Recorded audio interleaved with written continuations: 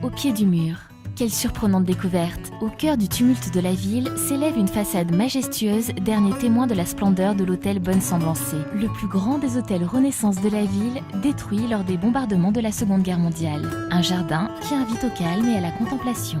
La culture n'est pas un jeu de paume.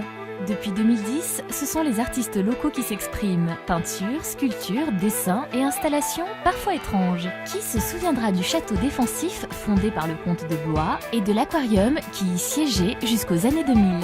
L'Empire des Sens. Dans ce lieu insolite, vos sens sont en éveil et il se pourrait bien que se cache ici ou là un petit témoin.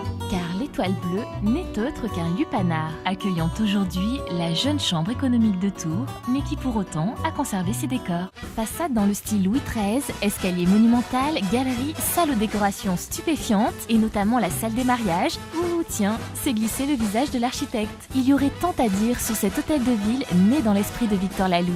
70 hectares de marécages devenus quartier de vie. C'est au milieu des années 1990 que les deux lions commencent à rugir. Après l'université, aujourd'hui les logements. Un nouveau morceau de ville, laboratoire d'idées en termes d'urbanisme, soucieux de l'environnement, à 2 pas de la plaine de la Gloriette. Une pyramide au-dessus de la Loire.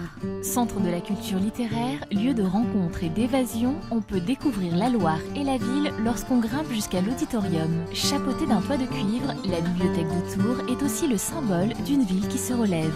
Et pour vous, ça veut dire quoi, Tours ?